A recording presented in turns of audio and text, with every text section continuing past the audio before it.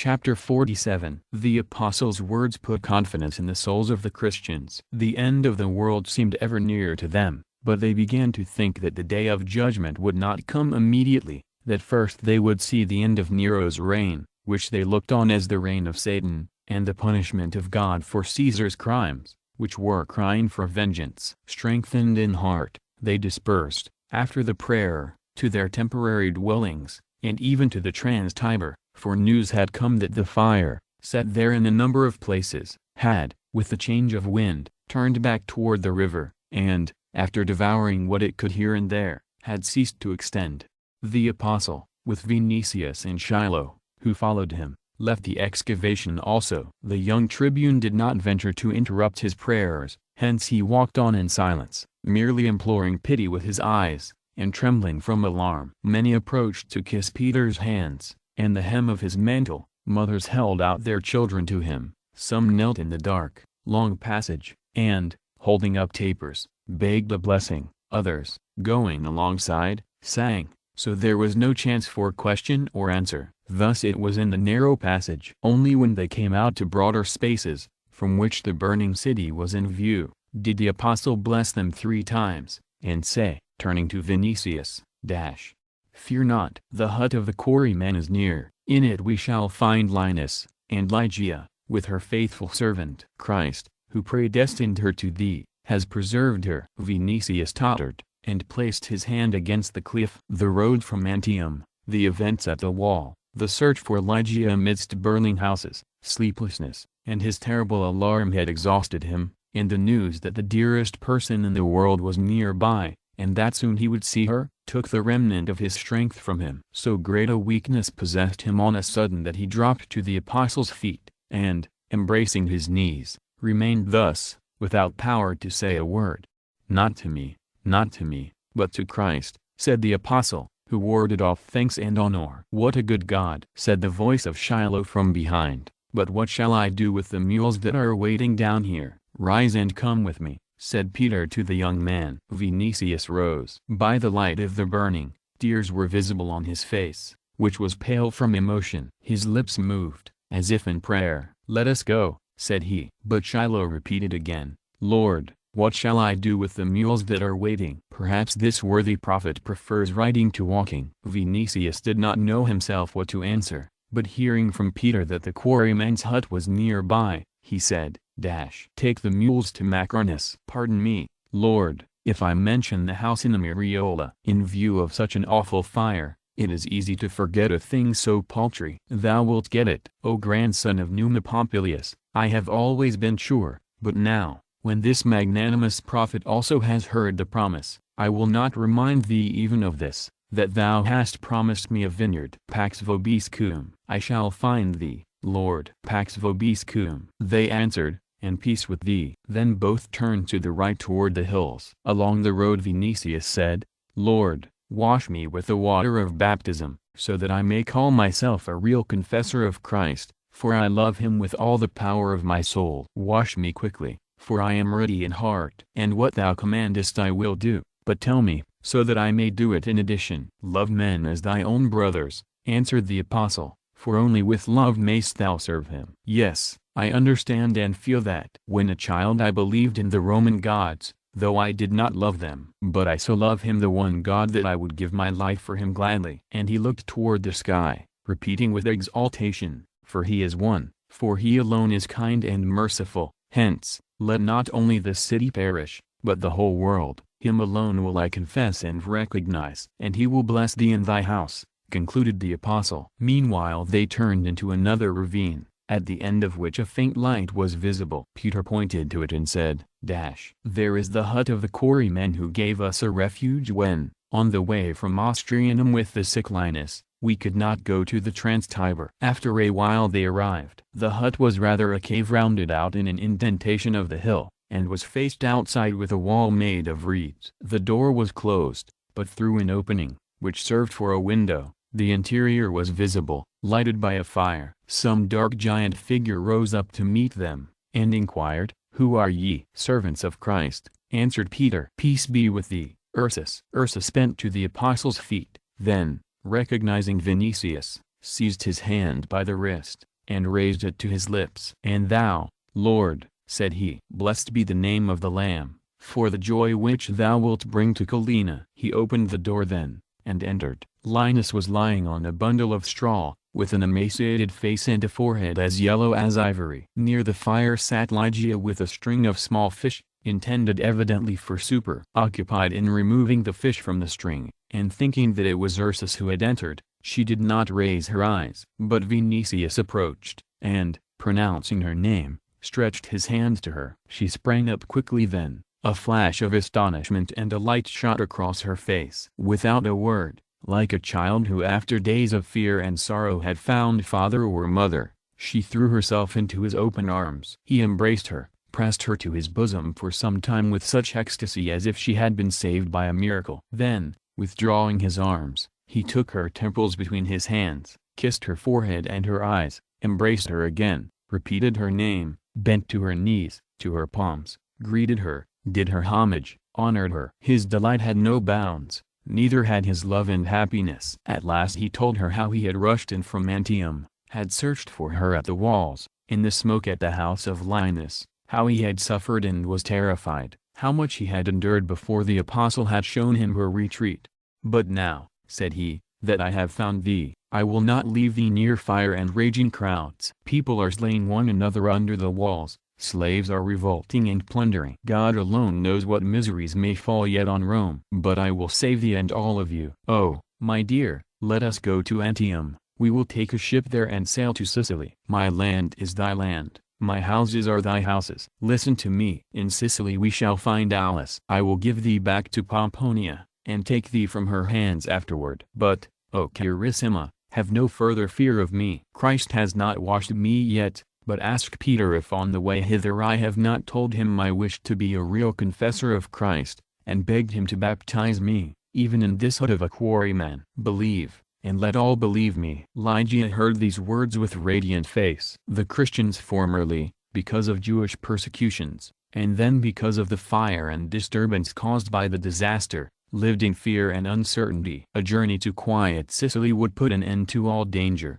and open a new epoch of happiness in their lives. If Vinicius had wished to take only Lygia, she would have resisted the temptation surely, as she did not wish to leave Peter and Linus. But Vinicius said to them, "Come with me, my lands are your lands, my houses your houses." At this Lygia inclined to kiss his hand, in sign of obedience, and said, "Where thou art, Keys, there am I, Gaia." Then confused that she had spoken words which by Roman custom were repeated only at marriage, she blushed deeply, and stood in the light of the fire, with drooping head, in doubt lest he might take them ill of her. But in his face boundless homage alone was depicted. He turned then to Peter, and continued, "Rome is burning at command of Caesar." In Antium he complained that he had never seen a great fire. And if he has not hesitated at such a crime, think what may happen yet. Who knows that he may not bring in troops, and command a slaughter? Who knows what proscriptions may come?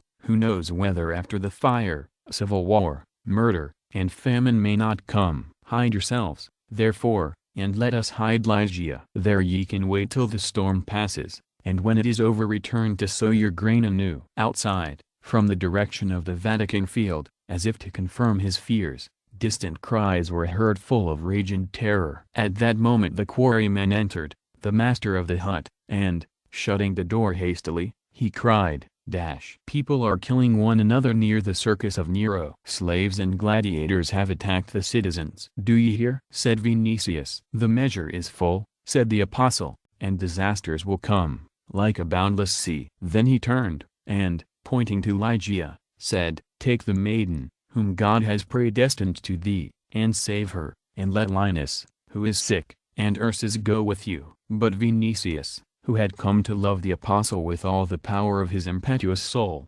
exclaimed, "I swear, my teacher, that I will not leave thee here to destruction." "The Lord bless thee for thy wish," answered Peter, "but hast thou not heard that Christ repeated thrice on the lake to me, 'Feed my lambs'?" Vinicius was silent. "If thou, to whom no one has confided care over me, sayest that thou wilt not leave me to destruction, how canst thou wish me to leave my flock in the day of disaster?" When there was a storm on the lake, and we were terrified in heart, He did not desert us. Why should I, a servant, not follow my master's example?" Then Linus raised his emaciated face and inquired, "O vice-regent of the Lord, why should I not follow thy example?" Vinicius began to pass his hand over his head, as if struggling with himself or fighting with his thoughts. Then, seizing Lygia by the hand, he said, in a voice in which the energy of a Roman soldier was quivering, "Hear me, Peter, Linus, and thou, Lygia. I spoke as my human reason dictated, but ye have another reason, which regards, not your own danger, but the commands of the Redeemer. True, I did not understand this, and I erred, for the beam is not taken from my eyes yet, and the former nature is heard in me. But since I love Christ, and wish to be his servant, though it is a question for me of something more than my own life, I kneel here before thee, and swear that I will accomplish the command of love, and will not leave my brethren in the day of trouble." Then he knelt, and enthusiasm possessed him. Raising his hands and eyes, he cried, "Do I understand thee, O Christ? Am I worthy of thee?" His hands trembled, his eyes glistened with tears, his body trembled with faith and love. Peter took an earthen vessel with water, and, bringing it near him, said with solemnity, "Behold, I baptize thee in the name of the Father, Son, and Holy Ghost. Amen." Then a religious ecstasy seized all present. They thought that some light from beyond this world had filled the hut, that they heard some superhuman music, that the cliffs had opened above their heads, that choirs of angels were floating down from heaven, and far up there they saw a cross, and pierced hands blessing them.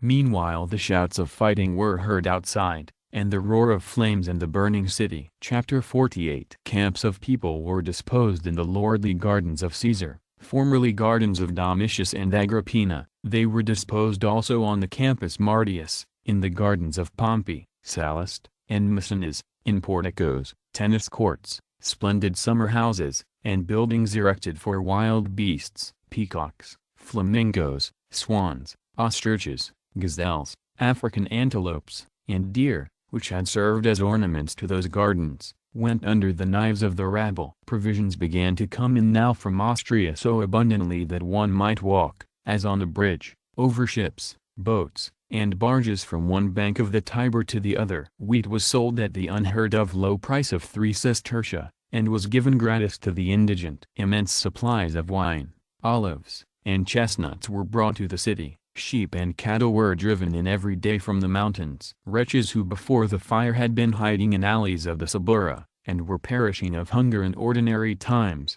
had a more pleasant life now. The danger of famine was averted completely, but it was more difficult to suppress robbery, murder, and abuses. A nomadic life ensured impunity to thieves, the more easily since they proclaimed themselves admirers of Caesar, and were unsparing of plaudits wherever he appeared. Moreover, when, by the pressure of events, the authorities were in abeyance, and there was a lack of armed force to quell insolence in a city inhabited by the dregs of contemporary mankind, deeds were done which passed human imagination. Every night there were battles and murders, every night boys and women were snatched away. At the Porta Mugenes, where there was a halting place for herds driven in from the Campania, it come to engagements in which people perished by hundreds. Every morning the banks of the Tiber were covered with drowned bodies, which no one collected. These decayed quickly because of heat heightened by fire, and filled the air with foul odors. Sickness broke out on the camping grounds,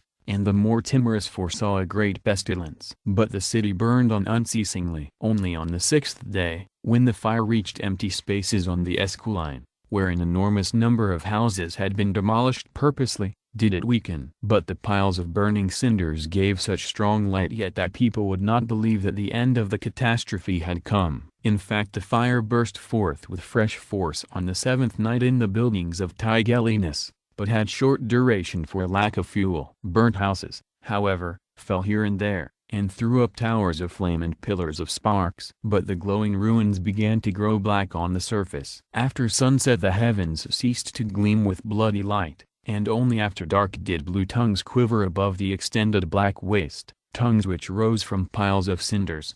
Of the 14 divisions of Rome there remained only 4, including the Trans-Tiber. Flames had consumed all the others. When at last the piles of cinders had been turned into ashes, An immense space was visible from the Tiber to the Esquiline, gray, gloomy, dead. In this space stood rows of chimneys, like columns over graves in a cemetery. Among these columns gloomy crowds of people moved about in the daytime, some seeking for precious objects, others for the bones of those dear to them. In the night dogs howled above the ashes and ruins of former dwellings. All the bounty and aid shown by Caesar to the populace did not restrain evil speech and indignation. Only the herd of robbers, criminals, and homeless ruffians, who could eat, drink, and rob enough, were contented. People who had lost all their property and their nearest relatives were not won over by the opening of gardens, the distribution of bread, or the promise of games and gifts. The catastrophe had been too great and unparalleled. Others,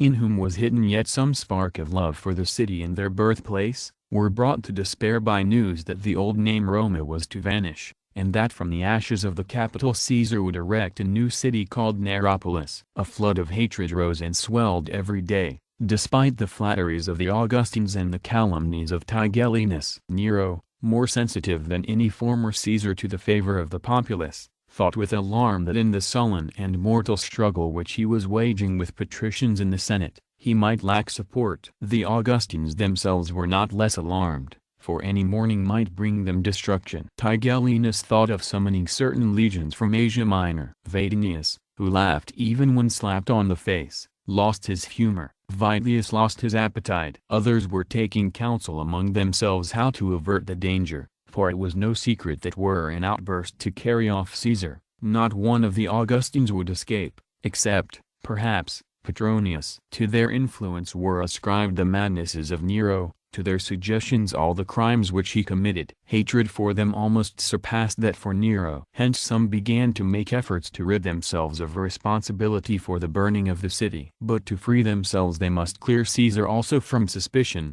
or no one would believe that they had not caused the catastrophe. Tigellinus took counsel on this subject with Domitius off air, and even with Seneca, though he hated him. Poppaea, who understood that the ruin of Nero would be her own sentence, took the opinion of her confidants and of Hebrew priests, for it had been admitted for years that she held the faith of Jehovah. Nero found his own methods, which, frequently terrible, were more frequently foolish, and fell now into terror, now into childish delight, but above all he complained.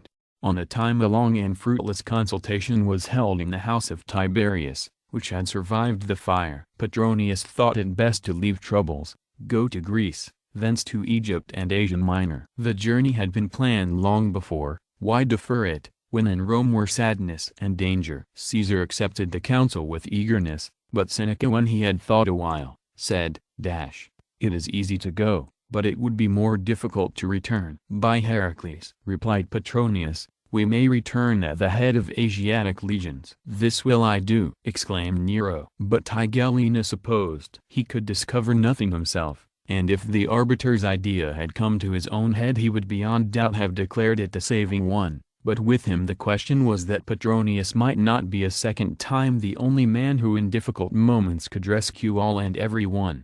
"Hear me, divinity," said he, "this advice is destructive. Before thou art at Ostia civil war will break out. Who knows but one of the surviving collateral descendants of the divine Augustus will declare himself Caesar, and what shall we do if the legions take his side?" "We shall try," answered Nero, "that there be no descendants of Augustus. There are not many now, hence it is easy to rid ourselves of them." "It is possible to do so, but is it a question of them alone? No longer ago than yesterday my people heard in the crowd that a man like Thrasea should be Caesar." Nero bit his lips. After a while he raised his eyes and said, "Insatiable and thankless. They have grain enough, and they have coal on which to bake cakes. What more do they want?" "Vengeance," replied Tigellinus. Silence followed. Caesar rose on a sudden, extended his hand, and began to declaim, "Hearts call for vengeance, and vengeance wants a victim." Then, forgetting everything, he said, with radiant face, "Give me the tablet and stylus to write this line." Never could Lucan have composed the like. "Have ye noticed that I found it in a twinkle?" "O incomparable!" exclaimed a number of voices. Nero wrote down the line, and said, "Yes, vengeance wants a victim." Then he cast a glance on those around him. "But if we spread the report that Vadinius gave command to burn the city, and devote him to the anger of the people? O divinity! Who am I? Exclaimed Vitellius. True, one more important than thou was demanded. Is it Vitellius? Vitellius grew pale, but began to laugh. My fat, answered he, might start the fire again. But Nero had something else on his mind. In his soul he was looking for a victim who might really satisfy the people's anger, and he found him. Tigellinus, said he after a while, it was thou who didst burn Rome. A shiver ran through those present. They understood that Caesar had ceased to jest this time, and that a moment had come which was pregnant with events. The face of Tigellinus was wrinkled, like the lips of a dog about to bite. I burnt Rome at thy command, said he, and the two glared at each other like a pair of devils. Such silence followed that the buzzing of flies was heard as they flew through the atrium. Tigellinus, said Nero, dost thou love me? Thou knowest, Lord. Sacrifice thyself for me. O divine Caesar, answered Tigellinus, why present the sweet cup which I may not raise to my lips? The people are muttering and rising. Dost thou wish the praetorians also to rise? A feeling of terror pressed the hearts of those present. Tigellinus was praetorian prefect, and his words had the direct meaning of a threat. Nero himself understood this, and his face became pallid. At that moment Epaphroditus, Caesar's freedman, entered, announcing that the divine Augusta wished to see Tigellinus, as there were people in her apartments whom the prefect ought to hear. Tigellinus bowed to Caesar, and went out with a face calm and contemptuous. Now, when they had wished to strike him, he had shown his teeth, he had made them understand who he was, and, knowing Nero's cowardice, he was confident that that ruler of the world would never dare to raise a hand against him. Nero sat in silence for a moment, then, seeing that those present expected some answer, he said, I have reared a serpent in my bosom. Petronius shrugged his shoulders, as if to say that it was not difficult to pluck the head from such a serpent. What wilt thou say? Speak, advise, exclaimed Nero, noticing this motion. I trust in thee alone, for thou hast more sense than all of them, and thou lovest me. Petronius had the following on his lips: make me praetorian prefect, I will deliver Tigellinus to the people, and pacify the city in a day. But his innate slothfulness prevailed. To be prefect meant to bear on his shoulders Caesar's person and also thousands of public affairs. And why should he perform that labor? Was it not better to read poetry in his splendid library, look at vases and statues, or hold to his breast the divine body of Eunice, twining her golden hair through his fingers, and inclining his lips to her coral mouth? Hence he said, I advise the journey to Achaia. Ah, answered Nero, I looked for something more from thee. The Senate hates me. If I depart, who will guarantee that it will not revolt and proclaim someone else Caesar? The people have been faithful to me so far, but now they will follow the Senate. By Hades, if that Senate and that people had one head. Permit me to say, O divinity, that if thou desire to save Rome, there is need to save even a few Romans, remarked Petronius, with a smile. What care I for Rome and Romans? Complained Nero. I should be obeyed in Achaia. Here only treason surrounds me. All desert me, and ye are making ready for treason. I know it, I know it. Ye do not even imagine what future ages will say of you if ye desert such an artist as I am. Here he tapped his forehead on a sudden, and cried, True. Amid these cares even I forget who I am. Then he turned to Petronius with a radiant face. Petronius, said he, the people murmur, but if I take my lute and go to the Campus Martius, if I sing that song to them which I sang during the conflagration, dost thou not think that I will move them, as Orpheus moved wild beasts? To this Tullius Seneca, who was impatient to return to his slave women brought in from Antium, and who had been impatient a long time, replied, Beyond doubt, O Caesar, if they permit thee to begin. Let us go to Hellas, cried Nero, with disgust. But at that moment Poppy appeared, and with her Tigellinus. The eyes of those present turned to him unconsciously, for never had Triumphator ascended the Capitol with pride such as his when he stood before Caesar. He began to speak slowly and with emphasis, in tones through which the bite of iron, as it were, was heard.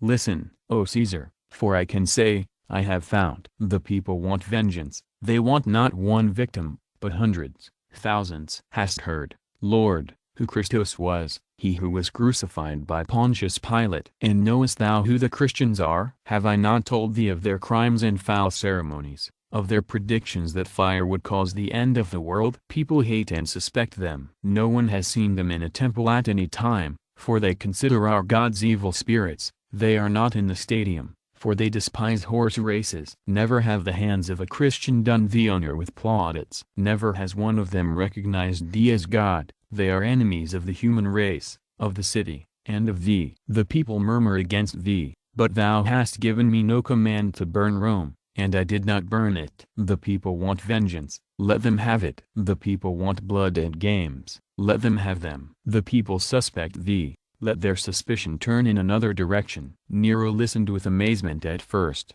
but as Tigellinus proceeded, his actor's face changed, and assumed in succession expressions of anger, sorrow, sympathy, indignation. Suddenly he rose, and, casting off the toga, which dropped at his feet, he raised both hands and stood silent for a time. At last he said, in the tones of a tragedian, O Zeus, Apollo, here, Athene, Persephone, and all ye immortals, why did ye not come to aid us? What has this hapless city done to those cruel wretches that they burnt it so inhumanly? They are enemies of mankind and of thee, said Poppaea. Do justice, cried others. Punish the incendiaries. The gods themselves call for vengeance. Nero sat down, dropped his head to his breast, and was silent a second time, as if stunned by the wickedness of which he had heard. But after a while he shook his hands, and said, What punishments, what tortures befit such a crime? But the gods will inspire me, and,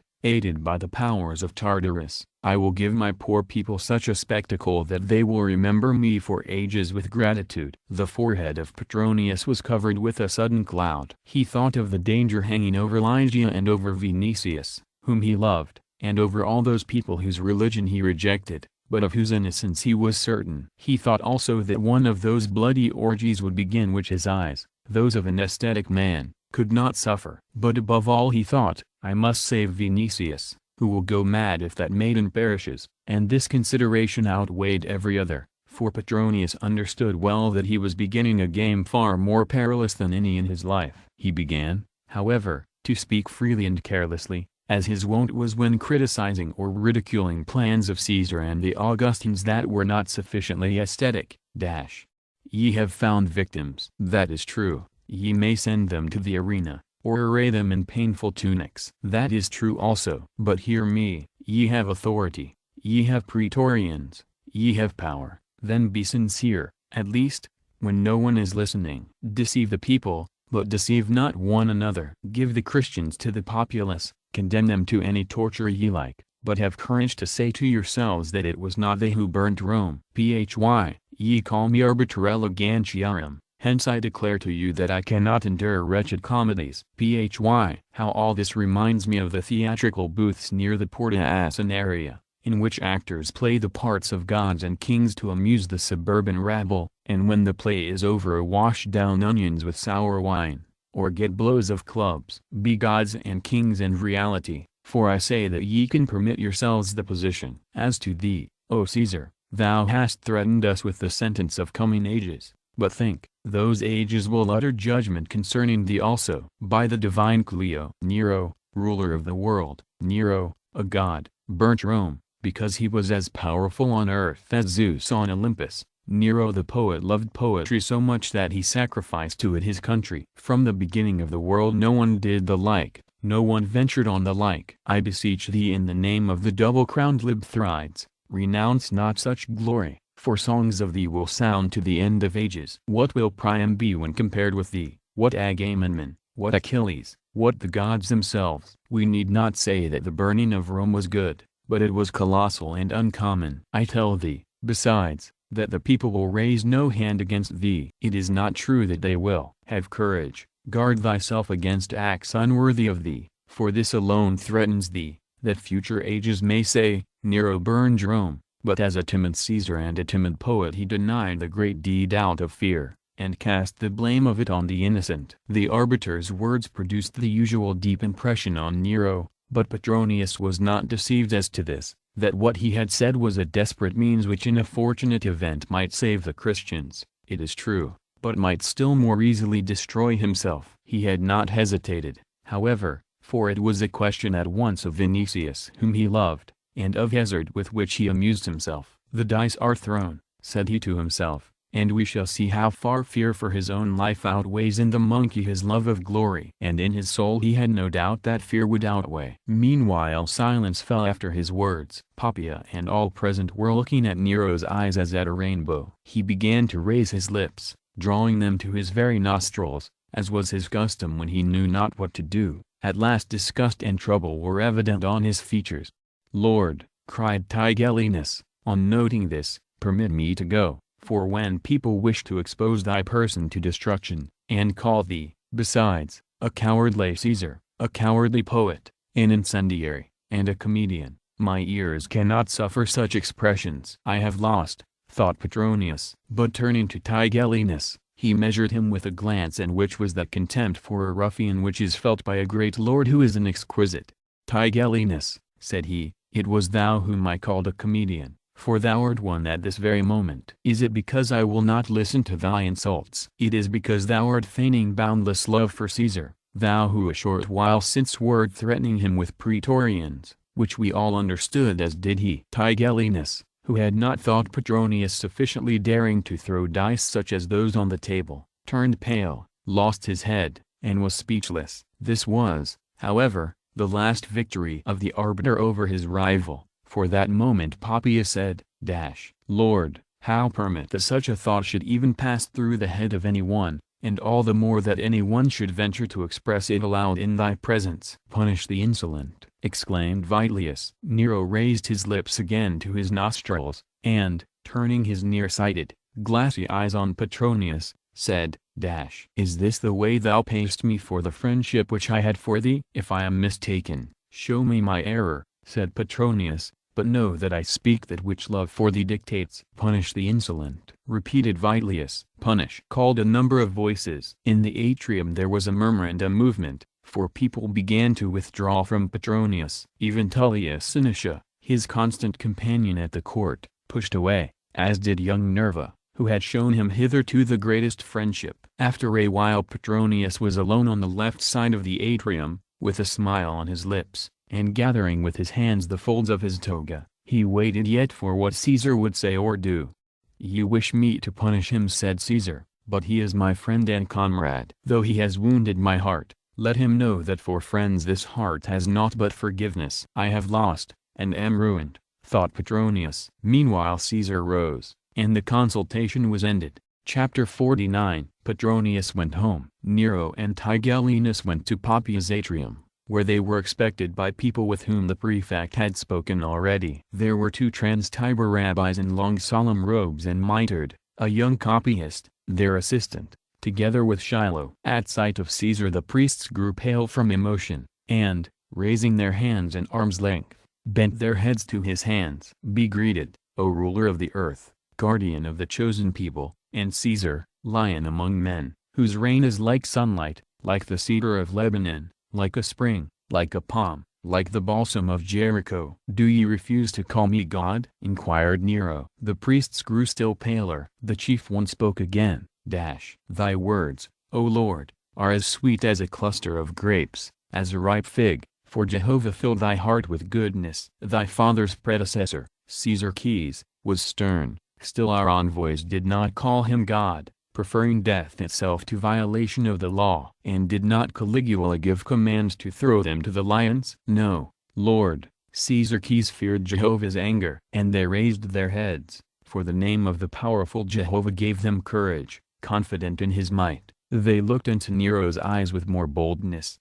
"Do ye accuse the Christians of burning Rome?" inquired Caesar. "We, Lord, accuse them of this alone, that they are enemies of the law, of the human race, of Rome, and of thee, that long since they have threatened the city and the world with fire. The rest will be told thee by this man, whose lips are unstained by a lie, for in his mother's veins flowed the blood of the chosen people." Nero turned to Shiloh. "Who art thou?" "One who honors thee, O Cyrus, and, besides, a poor Stoic." "I hate the Stoics," said Nero. "I hate Thrasea, I hate Musonius and Cornelius. Their speech is repulsive to me, their contempt for art, their voluntary squalor and filth. O Lord, Thy master Seneca has 1,000 tables of citrus wood. At thy wish I will have twice as many. I am a Stoic from necessity. Dress my stoicism, O radiant one, in a garland of roses, put a pitcher of wine before it. It will sing Anacreon in such strains as to deafen every Epicurean. Nero, who was pleased by the title radiant, smiled and said,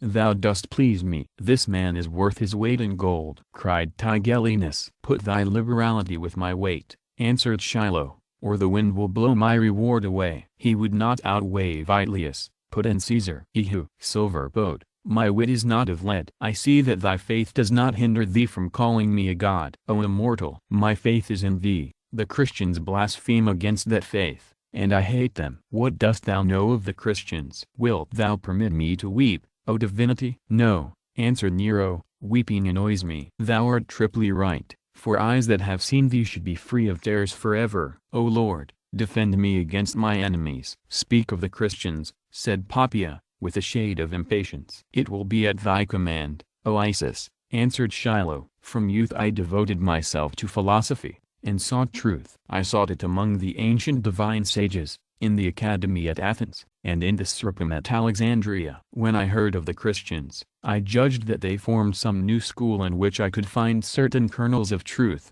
and to my misfortune I made their acquaintance. The first Christian whom evil fate brought near me was one Glaucus, a physician of Naples. From him I learned in time that they worship a certain Christos, who promised to exterminate all people and destroy every city on earth, but to spare them if they helped him to exterminate the children of Deucalion. For this reason, O lady, they hate men, and poison fountains. For this reason in their assemblies they shower curses on Rome, and on all temples in which our gods are honored. Christos was crucified, but he promised that when Rome was destroyed by fire, he would come again and give Christians dominion over the world. People will understand now why Rome was destroyed, interrupted Tigellinus. Many understand it already, O Lord, for I go about in the gardens.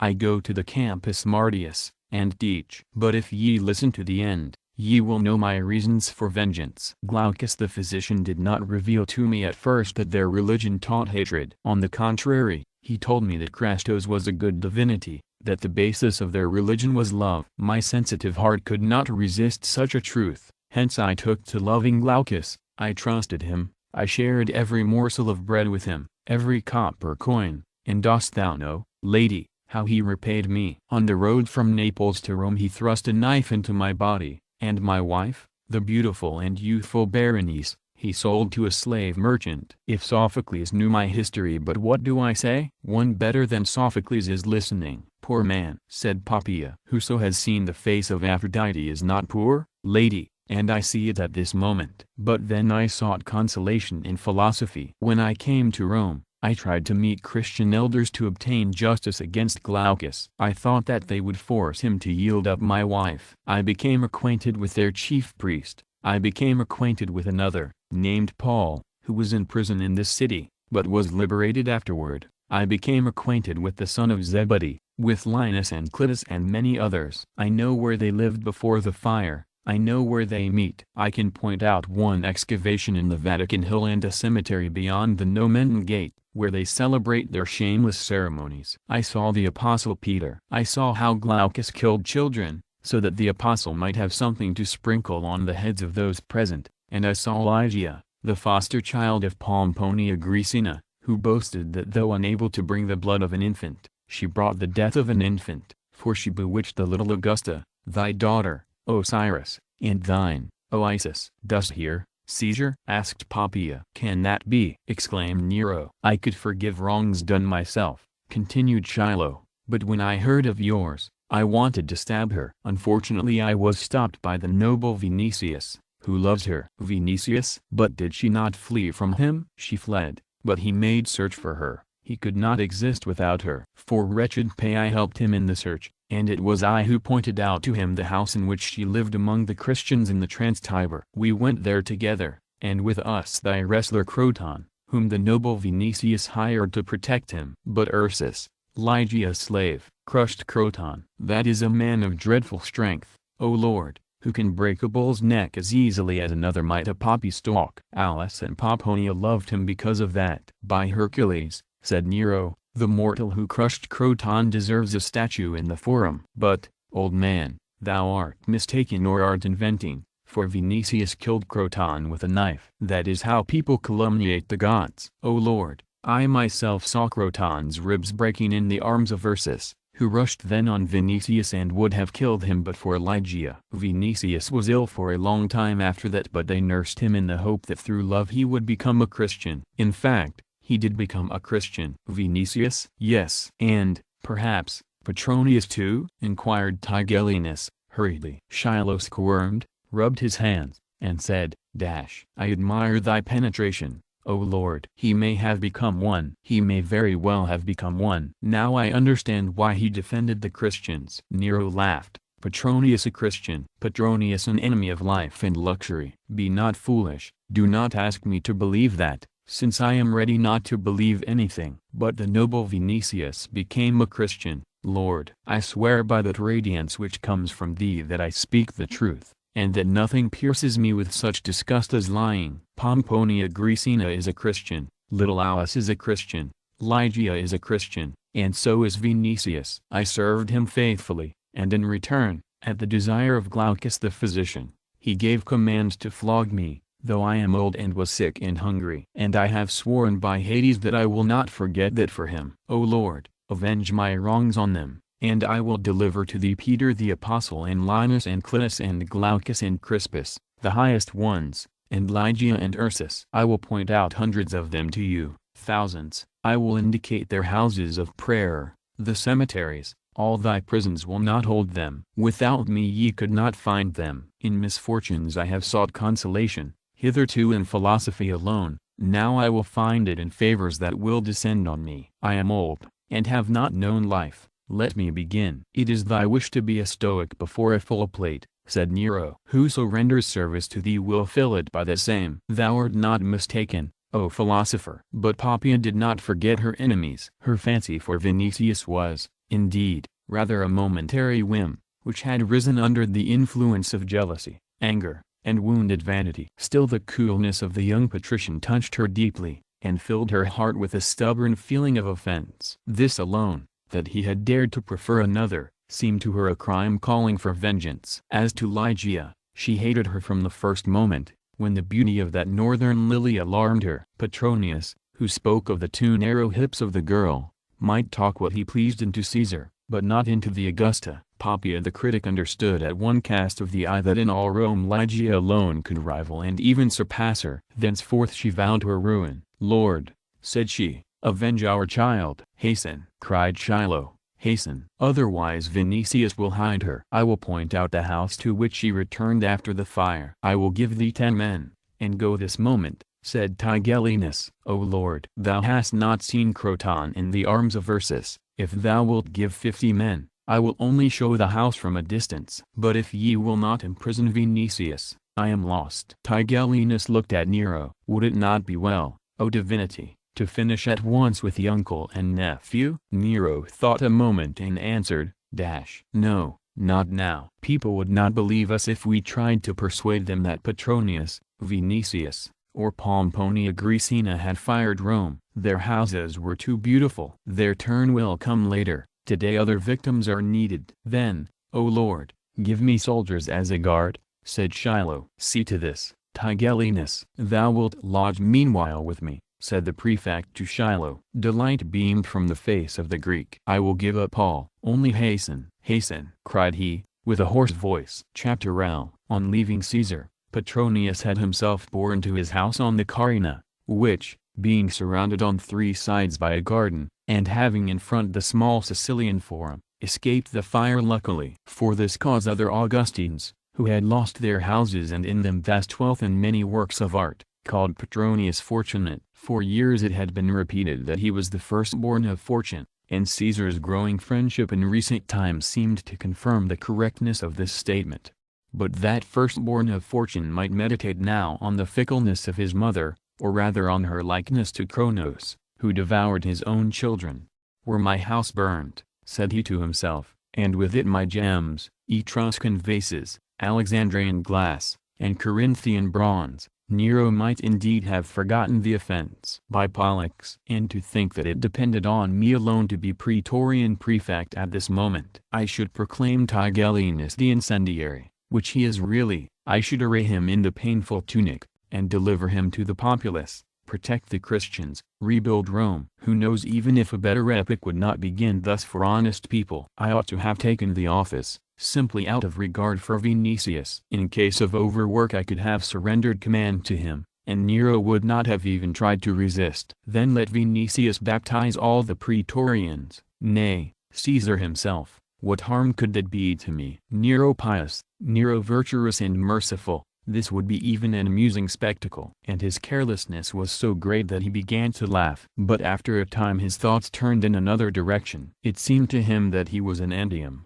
that Paul of Tarsus was saying to him, "Ye call us enemies of life, but answer me, Petronius, if Caesar were a Christian, and acted according to our religion, would not life be safer and more certain?" And remembering these words, he continued, "By Castor, no matter how many Christians they murder here, Paul will find as many new ones, for he is right, unless the world can rest on scoundrelism. But who knows that this will not be the case soon? I myself, who have learned not a little, did not learn how to be a great enough scoundrel, hence I shall have to open my veins. But in every case it must have ended thus, and if not thus, in some other way. I am sorry for Eunice and my Maine vase, but Eunice is free, and the vase will go with me. Ahenobarbus will not get it. In any event, I am sorry also for Vinicius. But, though I was bored less of late than before, I am ready. In the world things are beautiful, but people are so vile for the greater part that life is not worth a regret. He who knew how to live should know how to die. Though I belong to the Augustines, I was freer than they supposed. Here he shrugged his shoulders. They may think that my knees are trembling at this moment, and that terror has raised the hair on my head, but on reaching home, I will take a bath in violet water. My golden-haired herself will anoint me. Then after refreshment we will have sung to us that hymn to Apollo composed by Anthemius. I said once to myself that it was not worth while to think of death, for death thinks of us without our assistance. It would be a wonder if there are really Elysian fields, and in them shades of people. Eunice would come in time to me, and we should wander together over asphodel meadows. I should find, too, society better than this. What buffoons, tricksters, a vile herd without taste or polish. Tens of arbiters elegantiarum could not transform those Trimalchilons into decent people. By Persephone, I have had enough. And he noted with astonishment that something separated him from those people already. He had known them well earlier, and had known what to think of them. Still they seemed to him now as farther away and more deserving of contempt than usual. Indeed, he had had enough of them. But afterward he began to think over his position.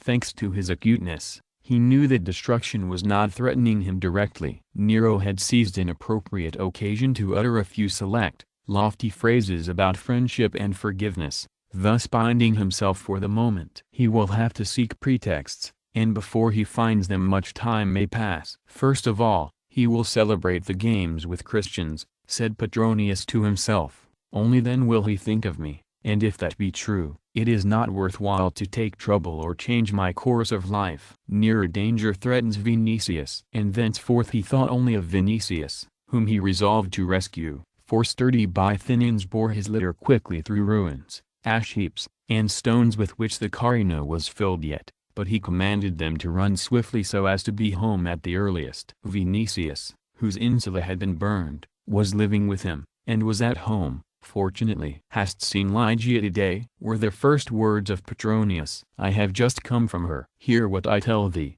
and lose no time in questions. It has been decided this morning at Caesar's to lay the blame of burning Rome on the Christians. Persecutions and tortures threaten them. Pursuit may begin any instant. Take Lygia and flee at once beyond the Alps even, or to Africa. And hasten, for the Palatine is nearer the Trans Tiber than is this place. Vinicius was, indeed, too much of a soldier to lose time in useless queries. He listened with frowning brows, and a face intent and terrible, but fearless. Evidently the first feeling of his nature in presence of peril was a wish to defend and give battle. I go, said he. One word more. Take a purse of gold, take weapons, and a handful of thy Christians. In case of need, rescue her." Vinicius was in the door of the atrium already. "Send me news by a slave," cried Petronius. When left alone, he began to walk by the columns which adorned the atrium, thinking of what had happened. He knew that Lygia and Linus had returned after the fire to the former house, which, like the greater part of the Trans-Tiber, had been saved, and that was an unfavorable circumstance, for otherwise it would have been difficult to find them among throngs of people. Petronius hoped, however, that as things were, no one in the Palatine knew where they lived, and therefore in every case Vinicius would anticipate the praetorians. It occurred to him also that Tigellinus, wishing to seize at one attempt as many Christians as possible, would extend his net over all Rome. "If they send no more than 10 people after her," thought he, "that giant legion will break their bones, and what will it be if Vinicius comes with assistance?" Thinking of this he was consoled. True, armed resistance to the praetorians was almost the same as war with Caesar. Petronius knew also that if Vinicius hid from the vengeance of Nero, that vengeance might fall on himself, but he cared little. On the contrary, he rejoiced at the thought of crossing Nero's plans and those of Tigellinus, and determined to spare in the matter neither men nor money. Since in Antium Paul of Tarsus had converted most of his slaves,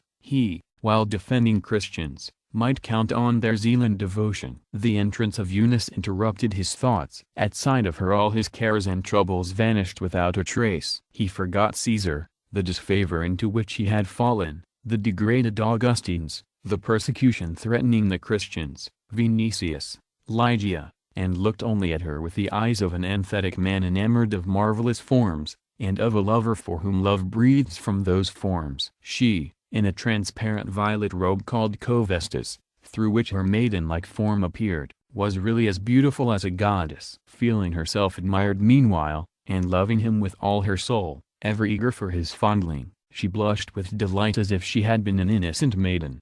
"What wilt thou say to me, Carus?" asked Petronius, stretching his hands to her. She, inclining her golden head to him, answered, "Anthemius has come with his choristers, and asks if 'tis thy wish to hear him." "Let him stay, he will sing to us during dinner the hymn to Apollo." "By the groves of Paphos, when I see thee in that cone gauze, I think that Aphrodite has veiled herself with the peace of the sky, and is standing before me." "O Lord, come hither, Eunice, embrace me with thy arms, and give thy lips to me." "Dost thou love me?" "I should not have loved Zeus more." Then she pressed her lips to his, while quivering in his arms from happiness. After a while Petronius asked, "But if we should have to separate?" Eunice looked at him with fear in her eyes. "How is that, Lord?" "Fear not, I ask, for who knows but I may have to set out on a long journey?" "Take me with thee." Petronius changed the conversation quickly, and said, "Tell me, are there asphodels on the grass plot in the garden?" "The cypresses in the grass plots are yellow from the fire, the leaves have fallen from the myrtles,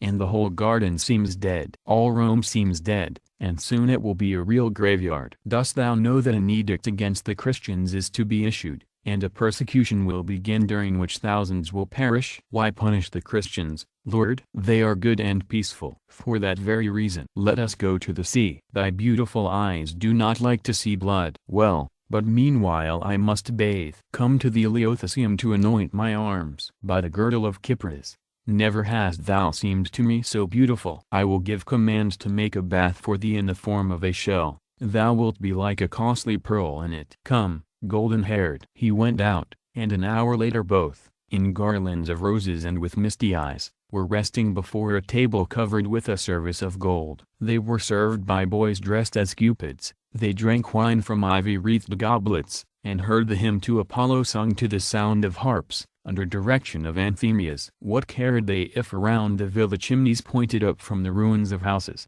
and gusts of wind swept the ashes of burnt Rome in every direction? They were happy thinking only of love, which had made their lives like a divine dream. But before the hymn was finished a slave, the chief of the atrium, entered the hall. "Lord," said he, in a voice quivering with alarm, "a centurion with a detachment of praetorians is standing before the gate, and, at command of Caesar, wishes to see thee." The song and the sound of lutes ceased. Alarm was roused in all present, for Caesar, in communications with friends, did not employ praetorians usually, and their arrival at such times foreboded no good. Petronius alone showed not the slightest emotion, but said, like a man annoyed by continual visits, "They might let me dine in peace." Then turning to the chief of the atrium, he said, "Let him enter." The slave disappeared behind the curtain. A moment later heavy steps were heard, and an acquaintance of Petronius appeared, the centurion Aper, armed, and with an iron helmet on his head.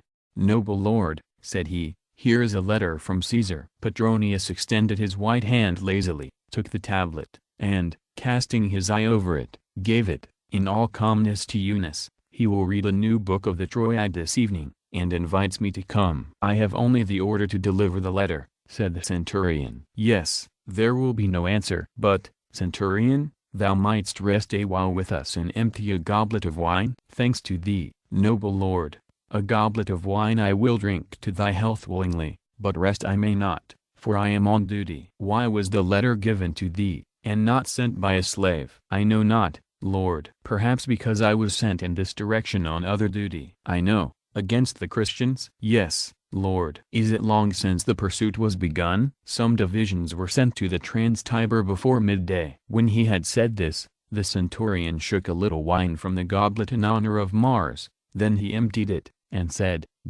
"May the gods grant thee, lord, what thou desirest." "Take the goblet too," said Petronius. Then he gave a sign to Anthemius to finish the hymn to Apollo. "Bronzebeard is beginning to play with me and Vinicius," thought he, when the harps sounded anew. "I divine his plan. He wanted to terrify me by sending the invitation through a centurion. They will ask the centurion in the evening how I received him. No, no, thou wilt not amuse thyself overmuch, cruel and wicked prophet. I know that thou wilt not forget the offense. I know that my destruction will not fail, but if thou think that I shall look into thy eyes imploringly, that thou wilt see fear and humility on my face, thou art mistaken." "Caesar writes, lord," said Eunice, "come if thou hast the wish." "Wilt thou go?" "I am in excellent health, and can listen even to his verses," answered Petronius. "Hence I shall go, all the more since Vinicius cannot go." In fact, after the dinner was finished and after the usual walk, he gave himself into the hands of hairdressers and of slaves who arranged his robes, and an hour later, beautiful as a god, he gave command to take him to the Palatine. It was late, the evening was warm and calm, the moon shone so brightly that the lampadrii going before the litter put out their torches. On the streets and among the ruins crowds of people were pushing along, drunk with wine, in garlands of ivy and honeysuckle, bearing in their hands branches of myrtle and laurel taken from Caesar's gardens. Abundance of grain and hopes of great games filled the hearts of all with gladness. Here and there songs were sung magnifying the divine night and love. Here and there they were dancing by the light of the moon, and the slaves were forced repeatedly to demand space for the litter of the noble Petronius, and then the crowd pushed apart, shouting in honor of their favorite. He was thinking of Vinicius, and wondering why he had no news from him. He was an Epicurean and an egotist, but passing time, now with Paul of Tarsus, now with Vinicius, hearing daily of the Christians, he had changed somewhat without his own knowledge. A certain breeze from them had blown on him. This cast new seeds into his soul. Besides his own person others began to occupy him. Moreover, he had been always attached to Vinicius, for in childhood he had loved greatly his sister, the mother of Vinicius. At present, therefore, when he had taken part in his affairs, he looked on them with that interest with which he would have looked on some tragedy. Petronius did not lose hope that Vinicius had anticipated the praetorians and fled with Lygia, or, in the worst case, had rescued her. But he would have preferred to be certain, since he foresaw that he might have to answer various questions for which he would better be prepared. Stopping before the house of Tiberius, he alighted from the litter, and after a while entered the atrium, filled already with Augustines. Yesterday's friends, though astonished that he was invited, still pushed back, but he moved on among them, beautiful, free, unconcerned, as self-confident as if he himself had the power to distribute favors. Some, seeing him thus, were alarmed in spirit lest they had shown him indifference too early. Caesar, however, feigned not to see him, and did not return his obeisance, pretending to be occupied in conversation. But Tigellinus approached and said, "Good evening, arbiter elegantiarum. Dost thou assert still that it was not the Christians who burned Rome? Petronius shrugged his shoulders, and, clapping Tigellinus on the back as he would a freedman, answered, Thou knowest as well as I what to think of that. I do not dare to rival thee in wisdom. And thou art right, for when Caesar reads to us a new book from the Troad, thou, instead of crying out like a jackdaw, wouldst have to give an opinion that was not pointless. Tigellinus bit his lips. He was not over-rejoiced that Caesar had decided to read a new book, for that opened a field in which he could not rival Petronius. In fact, during the reading, Nero, from habit, turned his eyes involuntarily toward Petronius, looking carefully to see what he could read in his face. The latter listened, raised his brows, agreed at times, in places increased his attention as if to be sure that he heard correctly. Then he praised or criticized, demanded corrections or the smoothing of certain verses. Nero himself felt that for others in their exaggerated praises it was simply a question of themselves, that Petronius alone was occupied with poetry for its own sake, that he alone understood it, and that if he praised one could be sure that the verses deserved praise. Gradually therefore he began to discuss with him, to dispute, and when at last Petronius brought the fitness of a certain expression into doubt, he said, Thou wilt see in the last book why I used it. Ah, thought Petronius, then we shall wait for the last book. More than one hearing this said in spirit, Woe to me! Petronius with time before him may return to favor and overturn even Tigellinus. And they began again to approach him. But the end of the evening was less fortunate, for Caesar, at the moment when Petronius was taking leave, inquired suddenly, with blinking eyes and a face at once glad and malicious, But why did not Vinicius come? Had Petronius been sure that Vinicius and Lygia were beyond the gates of the city, he would have answered, With thy permission he has married and gone. But seeing Nero's strange smile, he answered, Thy invitation, divinity, did not find him at home. Say to Vinicius that I shall be glad to see him, answered Nero, and tell him from me not to neglect the games in which Christians will appear. These words alarmed Petronius. It seemed to him that they related to Lygia directly. Sitting in his litter, he gave command to bear him home still more quickly than in the morning. That, however, was not easy. Before the house of Tiberius stood a crowd dense and noisy, drunk as before, though not singing and dancing, but, as it were, excited. From afar came certain shouts which Petronius could not understand at once, but which rose and grew till at last they were one savage roar, To the lions with Christians. Rich litters of courtiers pushed through the howling rabble. From the depth of burned streets new crowds rushed forth continually. These, hearing the cry, repeated it. News passed from mouth to mouth that the pursuit had continued from the forenoon, that a multitude of incendiaries were seized, and immediately along the newly cleared and the old streets, through alleys lying among ruins around the Palatine, over all the hills and gardens were heard through the length and breadth of Rome shouts of swelling rage, To the lions with Christians. Heard, repeated Petronius, with contempt, a people worthy of Caesar. And he began to think that a society resting on superior force,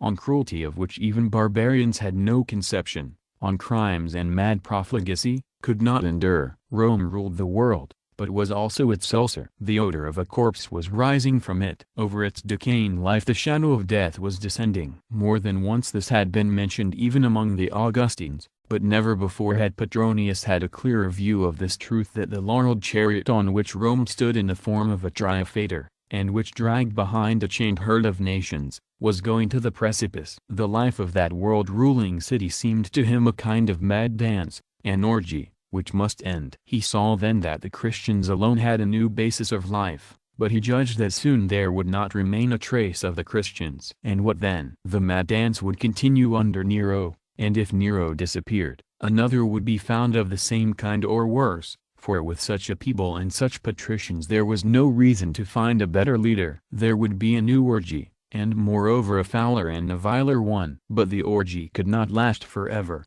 and there would be need of sleep when it was over, even because of simple exhaustion. While thinking of this, Petronius felt immensely wearied. Was it worth while to live, and live in uncertainty, with no purpose but to look at such a society? The genius of death was not less beautiful than the genius of sleep, and he also had wings at his shoulders. The litter stopped before the arbiter's door, which was opened that instant by the watchful keeper. "Has the noble Vinicius returned?" inquired Petronius. "Yes, Lord, a moment ago," replied the slave. "He has not rescued her," thought Petronius. And casting aside his toga, he ran into the atrium. Vinicius was sitting on a stool, his head bent almost to his knees with his hands on his head, but at the sound of steps he raised his stony face, in which the eyes alone had a feverish brightness. "Thou wert late?" asked Petronius. "Yes, they seized her before midday." A moment of silence followed. "Hast thou seen her?" "Yes." "Where is she?" "In the Mamertine prison." Petronius trembled and looked at Vinicius with an inquiring glance. The latter understood. "No," said he. "She was not thrust down to the Tullianum, the lowest part of the prison, lying entirely underground, with a single opening in the ceiling. Jugurtha died there of hunger. Nor even to the middle prison. I paid the guard to give her his own room. Ursus took his place at the threshold and is guarding her." "Why did Ursus not defend her?" "They sent 50 praetorians, and Linus forbade him." "But Linus is dying, therefore they did not seize him." "What is thy intention?" "To save her or die with her.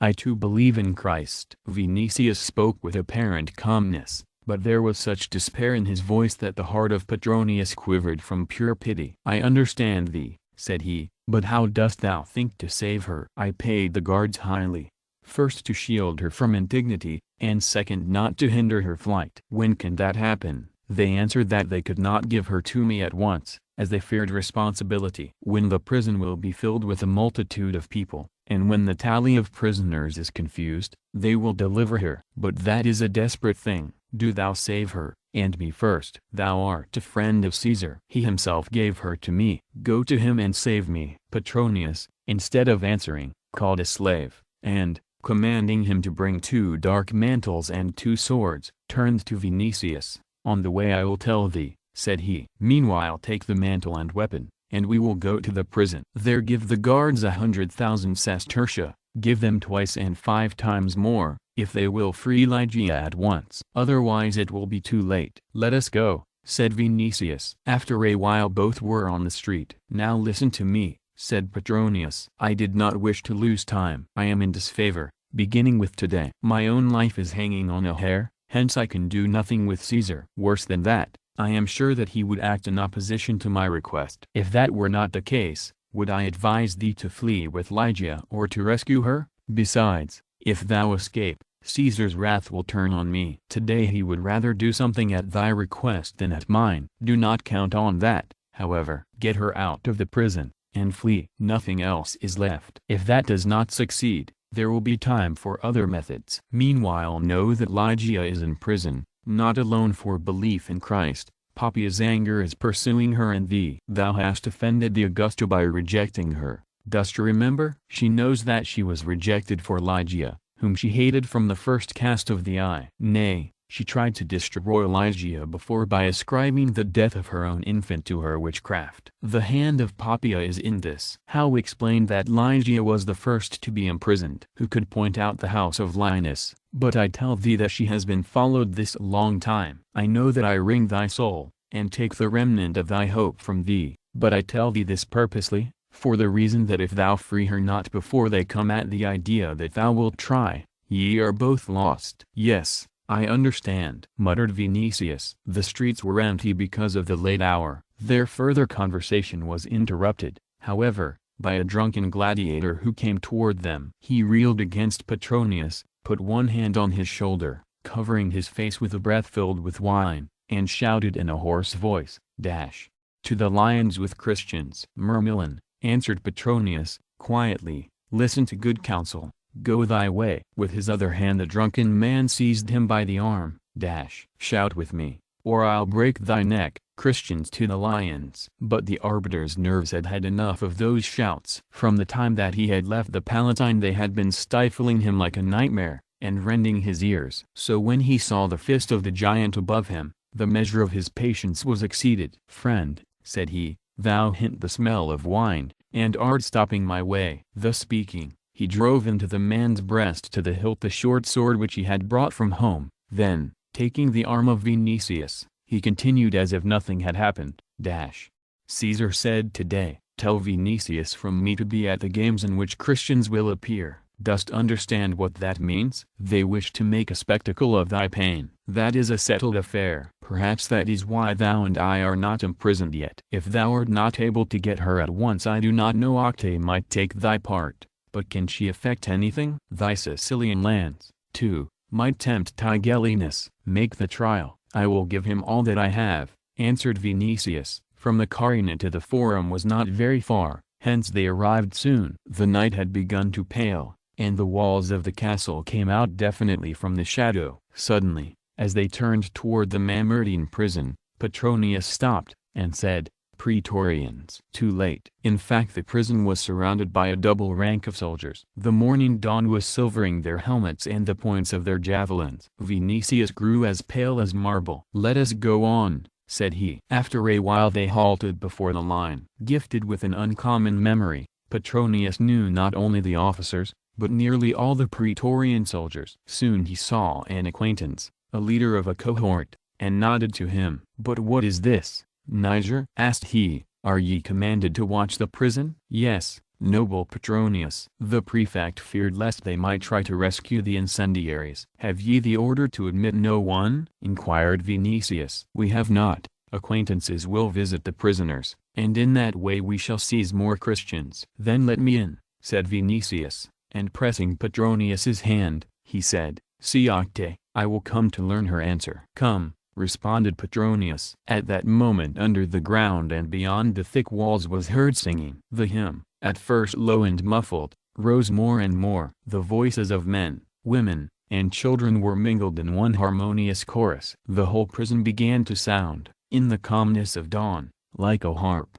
But those were not voices of sorrow or despair. On the contrary, gladness and triumph were heard in them. The soldiers looked at one another with amazement. The first golden and rosy gleams of the morning appeared in the sky. Chapter 51. The cry, "Christians to the lions," was heard increasingly in every part of the city. At first not only did no one doubt that they were the real authors of the catastrophe, but no one wished to doubt, since their punishment was to be a splendid amusement for the populace. Still the opinion spread that the catastrophe would not have assumed such dreadful proportions but for the anger of the gods. For this reason piacula, or purifying sacrifices, were commanded in the temples. By advice of the Sibylline books, the Senate ordained solemnities and public prayer to Vulcan, Ceres, and Proserpina. Matrons made offerings to Juno. A whole procession of them went to the seashore to take water and sprinkle with it the statue of the goddess. Married women prepared feasts to the gods and night watches. All Rome purified itself from sin,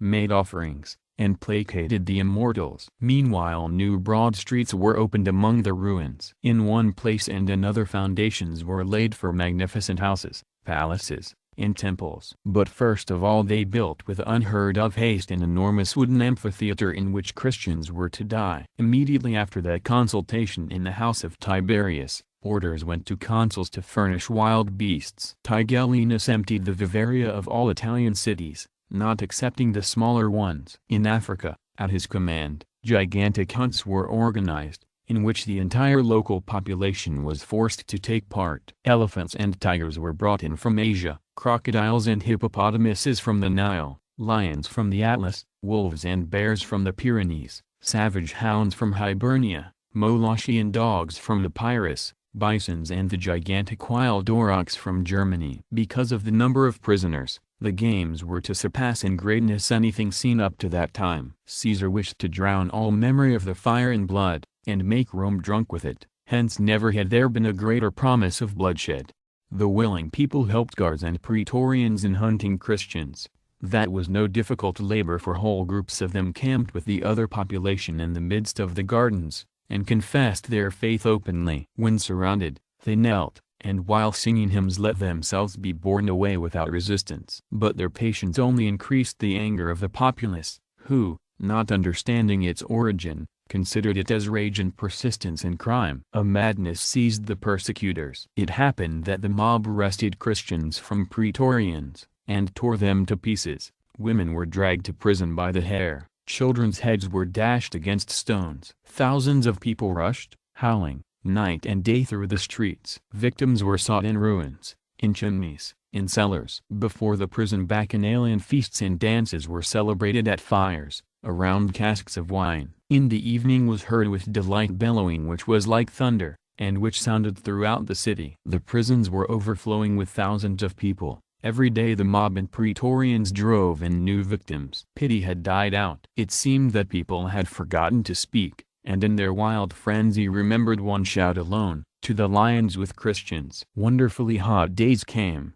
and nights more stifling than ever before. The very air seemed filled with blood, crime, and madness. And that surpassing measure of cruelty was answered by an equal measure of desire for martyrdom. The confessors of Christ went to death willingly, or even sought death till they were restrained by the stern commands of superiors. By the injunction of these superiors they began to assemble only outside the city, in excavations near the Appian Way, and in vineyards belonging to patrician Christians, of whom none had been imprisoned so far. It was known perfectly on the Palatine that to the confessors of Christ belonged Flavius, Domita, Pomponia Graecina, Cornelius Pudens, and Vinicius. Caesar himself, however, feared that the mob would not believe that such people had burned Rome, and since it was important beyond everything to convince the mob, punishment and vengeance were deferred till later days. Others were of the opinion, but erroneously, that those patricians were saved by the influence of Octe. Petronius, after parting with Vinicius, turned to Octe, it is true, to gain assistance for Lygia, but she could offer him only tears, for she lived in oblivion and suffering, and was endured only in so far as she hid herself from Poppaea and Caesar. But she had visited Lygia in prison, she had carried her clothing and food, and above all had saved her from injury on the part of the prison guards, who, moreover, were bribed already. Petronius, unable to forget that had it not been for him and his plan of taking Lygia from the house of Aulus, probably she would not be in prison at that moment, and, besides, wishing to win the game against Tigellinus, spared neither time nor efforts. In the course of a few days he saw Seneca, Domitius Offair, Crispinilla, and Diodorus, through whom he wished to reach Poppaea. He saw Terpnos, and the beautiful Pythagoras, and finally Aliturus and Paris, to whom Caesar usually refused nothing. With the help of Chrysothemis, then mistress of Vadinius, he tried to gain even his aid, not sparing in this case and in others promises and money. But all these efforts were fruitless. Seneca, uncertain of the morrow, fell to explaining to him that the Christians, even if they had not burned Rome, should be exterminated, for the good of the city. In a word, he justified the coming slaughter for political reasons. Terpnos and Diodorus took the money, and did nothing in return for it. Vadinius reported to Caesar that they had been trying to bribe him. Aliturus alone, who at first was hostile to the Christians, took pity on them then, and made bold to mention to Caesar the imprisoned maiden, and to implore in her behalf. He obtained nothing, however, but the answer, "Dost thou think that I have a soul inferior to that of Brutus, who spared not his own sons for the good of Rome?" When this answer was repeated to Petronius, he said, "Since Nero has compared himself to Brutus, there is no salvation." But he was sorry for Vinicius, and dread seized him lest he might attempt his own life. Now, thought the arbiter, he is upheld by the efforts which he makes to save her, by the sight of her, and by his own suffering, but when all means fail and the last ray of hope is quenched, by Castor he will not survive, he will throw himself on his sword. Petronius understood better how to die thus than to love and suffer like Vinicius. Meanwhile Vinicius did all that he could think of to save Lygia. He visited Augustines, and he, once so proud, now begged their assistance. Through Vitellius he offered Tigellinus all his Sicilian estates, and whatever else the man might ask, but Tigellinus, not wishing apparently to offend the Augusta, refused. To go to Caesar himself, embrace his knees and implore, would lead to nothing. Vinicius wished, it is true, to do this, but Petronius, hearing of his purpose, inquired, "But should he refuse thee, or answer with a jest or a shameless threat, what wouldst thou do?" At this the young tribune's features contracted with pain and rage, and from his fixed jaws a gritting sound was heard. "Yes," said Petronius, "I advise thee against this, because thou wouldst close all paths of rescue." Vinicius restrained himself, and passing his palm over his forehead, which was covered with cold sweat, replied, "No, No, I am a Christian. But thou wilt forget this, as thou didst a moment ago. Thou hast the right to ruin thyself, but not her. Remember what the daughter of Sienkiewicz passed through before death. Speaking thus he was not altogether sincere, since he was concerned more for Vinicius than for Lygia. Still he knew that in no way could he restrain him from a dangerous step, as well as by telling him that he would bring inexorable destruction on Lygia. Moreover, he was right, for on the Palatine they had counted on the visit of the young tribune, and had taken needful precautions. But the suffering of Vinicius surpassed human endurance. From the moment that Lygia was imprisoned and the glory of coming martyrdom had fallen on her, not only did he love her 100 times more, but he began simply to give her in his soul almost religious honor, as he would a superhuman being. And now, at the thought that he must lose this being both loved and holy, that besides death torments might be inflicted on her more terrible than death itself, the blood stiffened in his veins. His soul was turned into one groan. His thoughts were confused. At times it seemed to him that his skull was filled with living fire, which would either burn or burst it. He ceased to understand what was happening. He ceased to understand why Christ, the merciful, the divine, did not come with aid to his adherents, why the dingy walls of the Palatine did not sink through the earth, and with them Nero, the Augustines, the Praetorian camp, and all that city of crime. He thought that it could not and should not be otherwise, and all that his eyes saw, and because of which his heart was breaking, was a dream. But the roaring of wild beasts informed him that it was reality. The sound of the axes beneath which rose the arena told him that it was reality. The howling of the people in the overfilled prisons confirmed this. Then his faith in Christ was alarmed,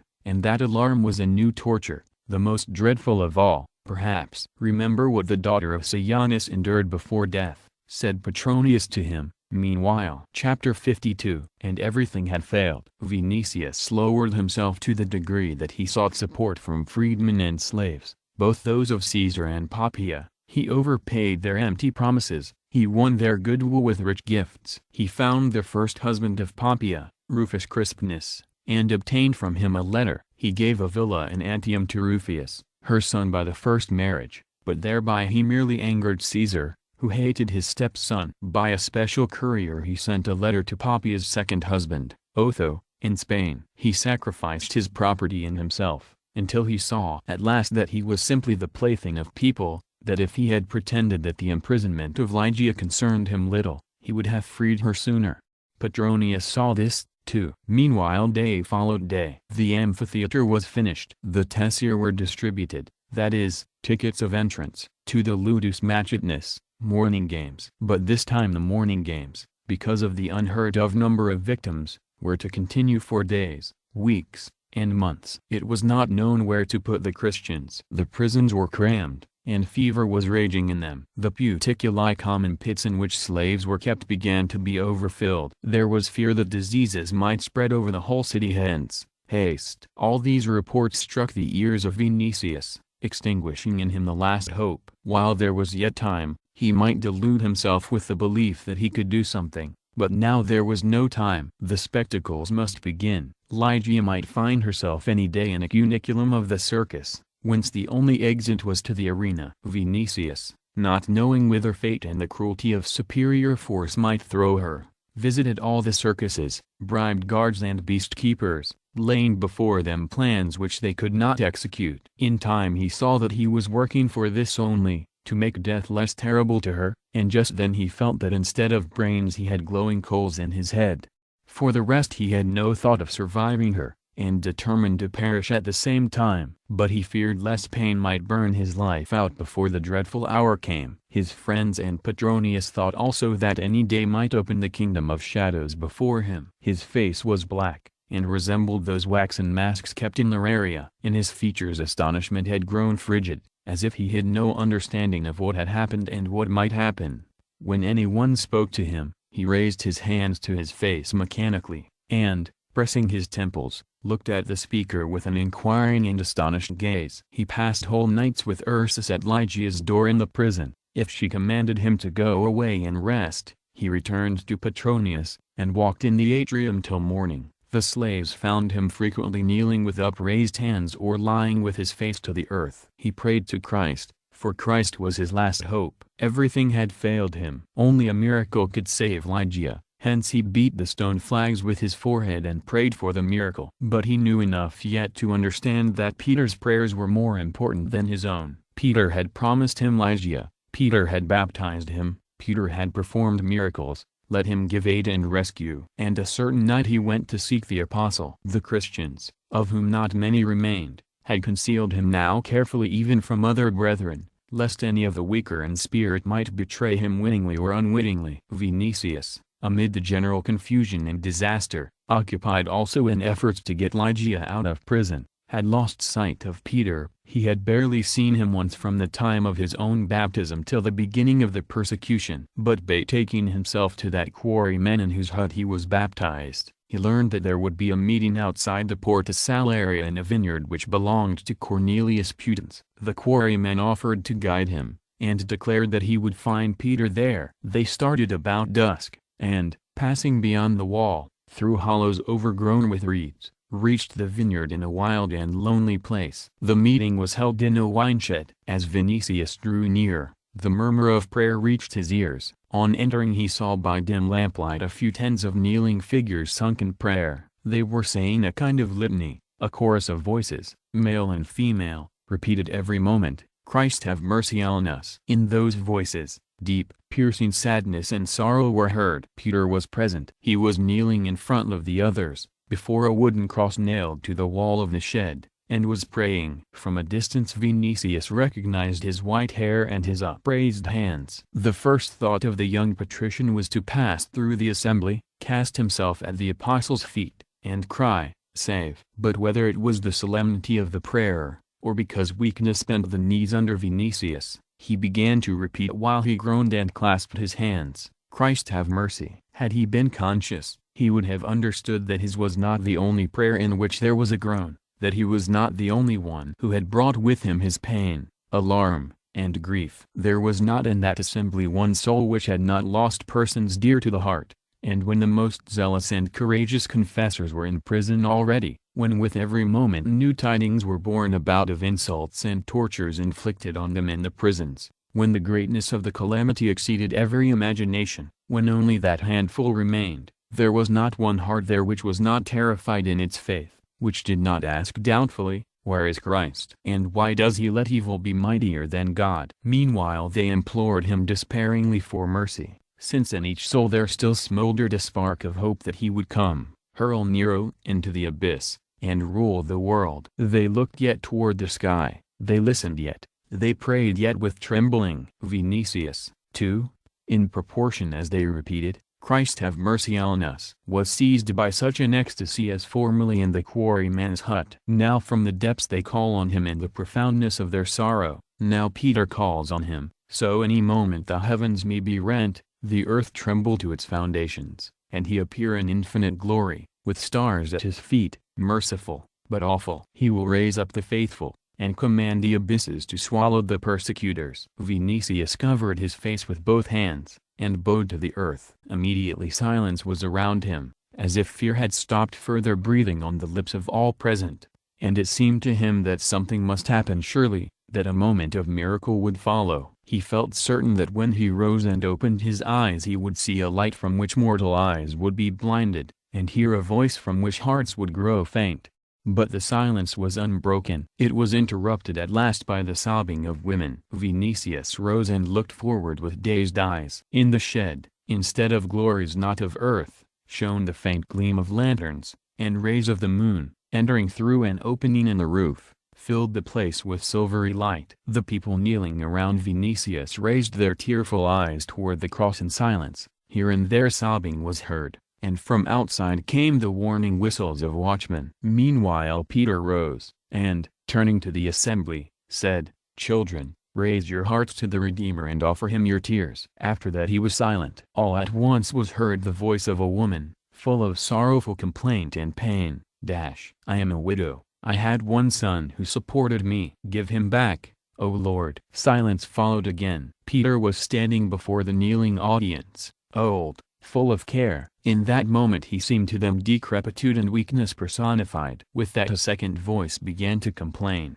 "Executioners insulted my daughter, and Christ permitted them. Then a third, I alone have remained to my children, and when I am taken who will give them bread and water? Then a fourth, Linus, spared at first, they have taken now and put to torture, O Lord. Then a fifth, when we return to our houses, praetorians will seize us. We know not where to hide. Woe to us! Who will protect us? And thus in the silence of the night complaint after complaint was heard. The old fisherman closed his eyes and shook his white head over that human pain and fear. New silence followed. The watchman merely gave out low whistles beyond the shed. Vinicius sprang up again, so as to break through the crowd to the apostle and demand salvation, but on a sudden he saw before him, as it were, a precipice, the sight of which took strength from his feet. What if the apostle were to confess his own weakness, affirm that the Roman Caesar was stronger than Christ the Nazarene? And at that thought terror raised the hair on his head,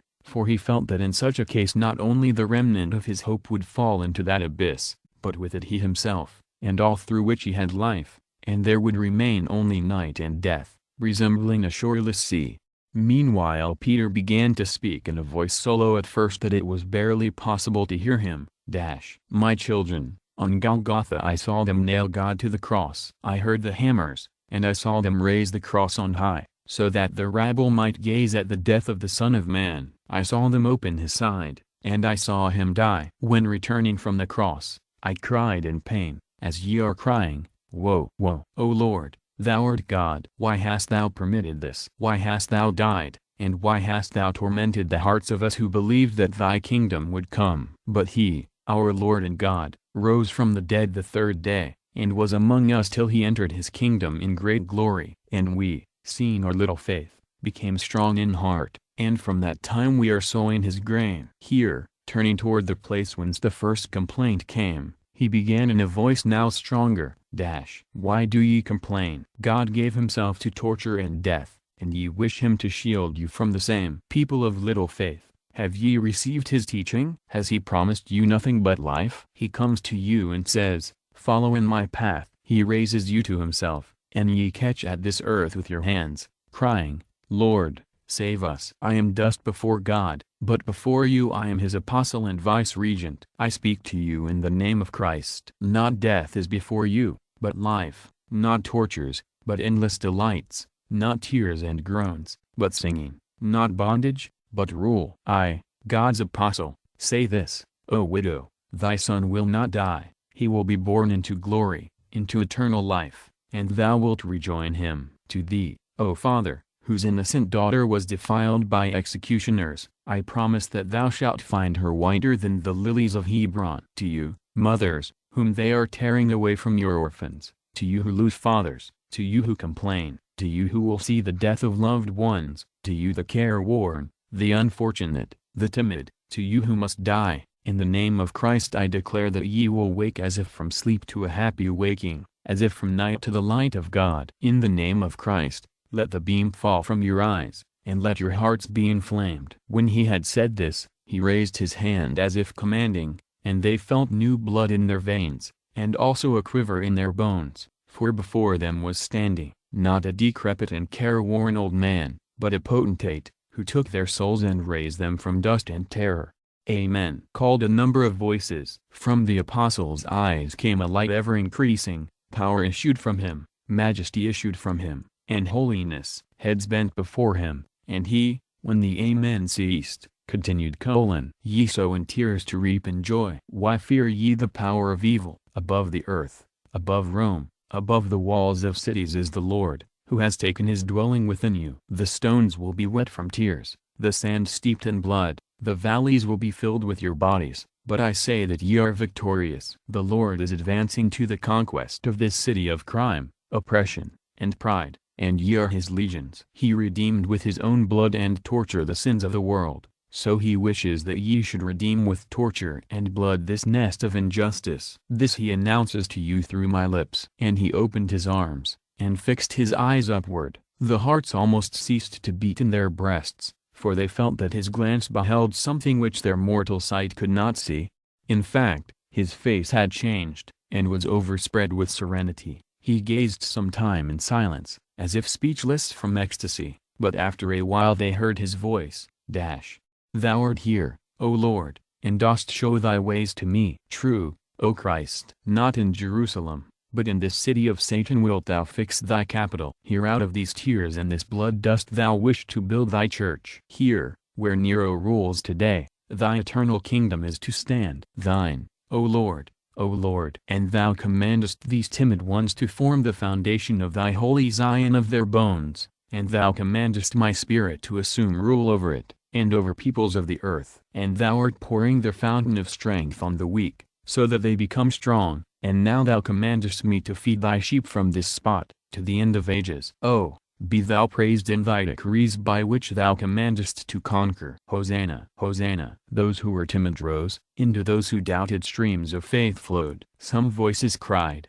Hosanna. Others, Pro Christo. Then silence followed. Bright summer lightning illuminated the interior of the shed, and the pale, excited faces. Peter, fixed in a vision, prayed a long time yet, but conscious at last, he turned his inspired face, full of light, to the assembly, and said, This is how the Lord has overcome doubt in you, so ye will go to victory in his name. And though he knew that they would conquer, though he knew what would grow out of their tears and blood, still his voice quivered with emotion when he was blessing them with the cross, and he said, Now I bless you, my children, as ye go to torture, to death, to eternity. They gathered round him and wept. We are ready, said they, but do thou, O holy head, guard thyself, for thou art the vice-regent who performs the office of Christ. And thus speaking, they seized his mantle, he placed his hands on their heads, and blessed each one separately, just as a father does children whom he is sending on a long journey. And they began at once to go out of the shed, for they were in a hurry, to their houses, and from them to the prisons and arenas. Their thoughts were separated from the earth, their souls had taken flight toward eternity, and they walked on as if in a dream, in ecstasy opposing that force which was in them to the force and the cruelty of the beast. Nereus, the servant of Pudens, took the apostle and led him by a secret path in the vineyard to his house. But Vinicius followed them in the clear night, and when they reached the cottage of Nereus at last, he threw himself suddenly at the feet of the apostle. What dost thou wish, my son? Asked Peter, recognizing him. After what he had heard in the vineyard, Vinicius dared not implore him for anything, but, embracing his feet with both hands, he pressed his forehead to them with sobbing, and called for compassion in the dumb manner. I know. They took the maiden whom thou lovest. Pray for her. Lord, groaned Vinicius, embracing his feet still more firmly. Lord, I am a wretched worm, but thou didst know Christ. Implore him, take her part. And from pain he trembled like a leaf, and he beat the earth with his forehead, for, knowing the strength of the apostle, he knew that he alone could rescue her. Peter was moved by that pain. He remembered how on a time Lygia herself, when attacked by Crispus, lay at his feet in like manner imploring pity. He remembered that he had raised her and comforted her, and now he raised Vinicius. My son, said he, I will pray for her, but do thou remember that I told those doubting ones that God himself passed through the torment of the cross, and remember that after this life begins another, an eternal one. I know, I have heard, answered Vinicius, catching the air with his pale lips, but thou sayest, Lord, that I cannot. If blood is required, implore Christ to take mine. I am a soldier. Let him double, let him triple, the torment intended for her. I will suffer it, but let him spare her. She is a child yet, and he is mightier than Caesar, I believe, mightier. Thou didst love her thyself, thou didst bless us. She is an innocent child yet. Again he bowed, and, putting his face to Peter's knees, he repeated,